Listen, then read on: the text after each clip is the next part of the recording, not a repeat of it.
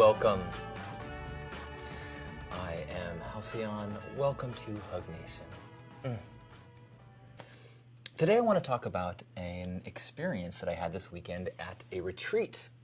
I went to a weekend seminar, which is something that I have never done before, with lectures and exercises, and it was based on relationships. And so I went with my partner, and there was so much. I'm not going to talk about all of it, but there was one element that I wanted to share, and that was part of the exercises was that you would pair up with people, turn to somebody near you that was not your partner, not someone you knew, and do an exercise. And at first when they said that, I was like kind of frustrated, like, hey, I came here with my partner. I'm supposed to be working on things with her. I don't know these people. I'm not comfortable with them. I don't want to. But the point was made that for many exercises like this, it is important to be talking to somebody that you don't have history with and you don't have a future with. That you're not going to see this person at the end of the day, next week, at a party, and they will then know this thing that you shared. And because you know that you're speaking to this, vacuum, this stranger, you are able to share from a more honest and vulnerable place. And at first I was like, I'm super vulnerable. I share so much. I push it, man. I'm totally like an open book.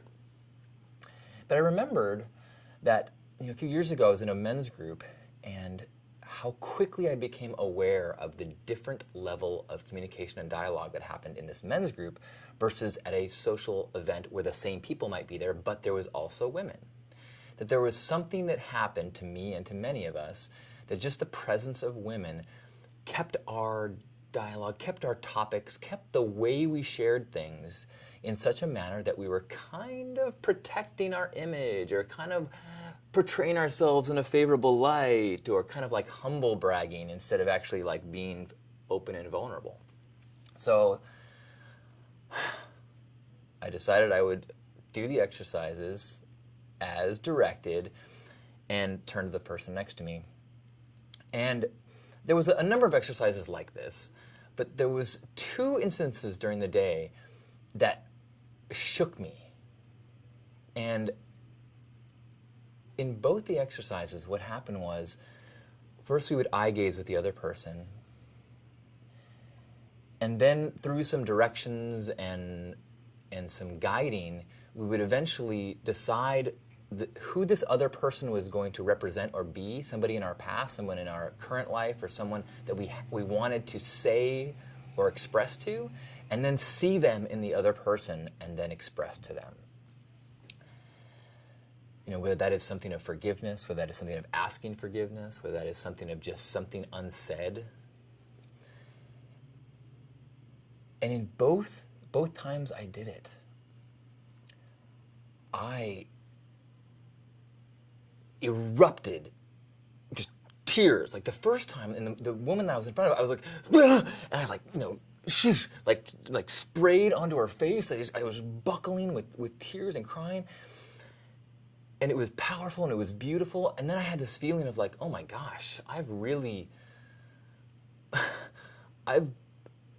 put quite a bit onto this stranger. I've really, forced her into a really awkward, deep, intense, snot and tear-filled situation.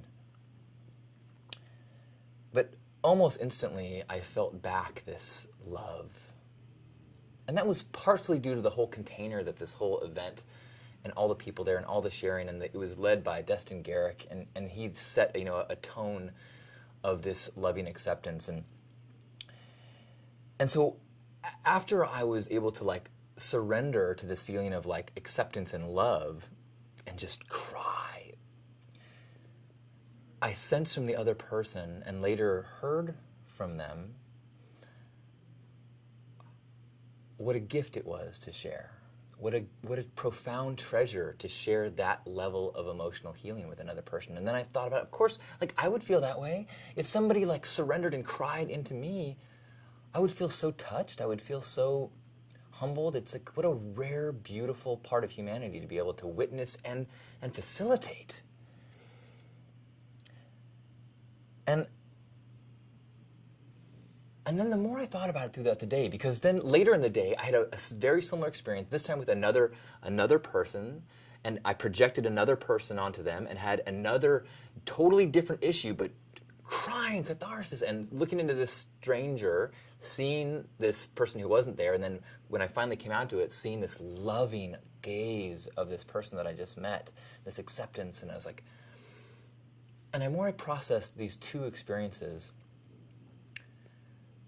the more I thought about how the larger picture of healing and the whole collective process of healing, and that when anybody works on themselves, when anyone heals any small piece of their trauma or their issues, the collective energy is better off. Any cell in the body, as it is sick, it affects the entire body. Any cell that is healed, the whole body is better off. And I thought about that and how deeply that resonated, and that deeply the idea of, like, we get so caught up in the idea that we want to heal the world, we want to change the world, we want to fix things. And really, what we need to do is heal ourselves. We need to heal the cells that we are a part of. We need to heal the trauma and the situations and the frustration and the anxiety that we deal with and do our part. And in lucky situations and circumstances when we can, facilitate the healing of others. And that is how you heal the world.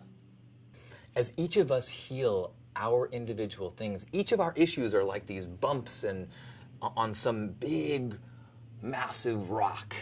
And it is not our job to magically turn that rock into a perfect sphere. It is our job to take our little nooks and crannies and bumps and sand those down with the work that we do, the self-love, the forgiveness, the looking at our issues and trying to lighten those burdens, not from a place of selfishness, but from doing our part in the sanding of that sphere of love.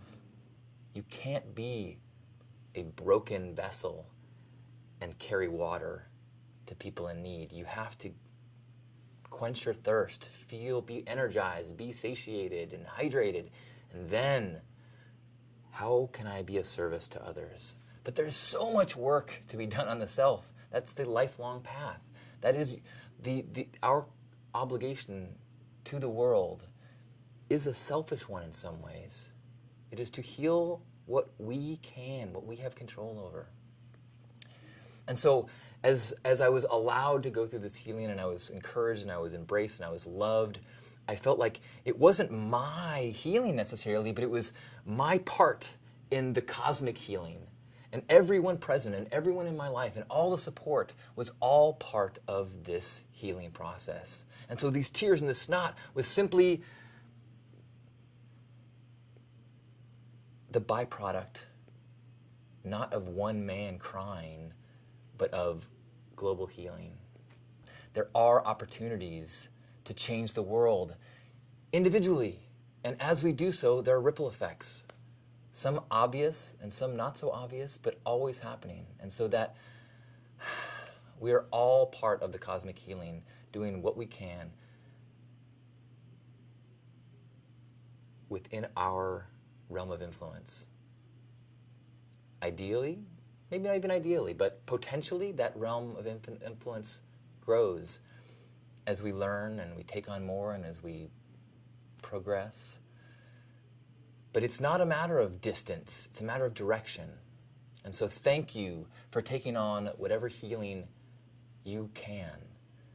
Take on whatever love you can give yourself, whatever forgiveness to yourself and the people around you, whatever burden you can lighten, whatever light you can shine. It's the tiniest gestures, it's the tiniest acts of kindness that then snowball. And before you know it, without trying, you cannot stop it. We all change the world. Thank you for changing the world by being you. I love you. Let's have a hug. Grab yourself by the shoulders. And be grateful for this body and all its snot and tears.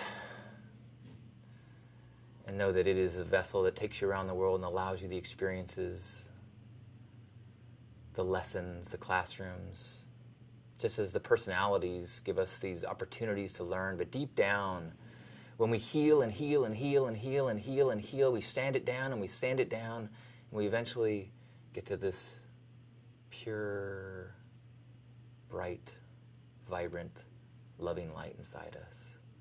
And so let's let that out. Let's practice letting that out. Let's just take 3 breaths, shining that light into the world.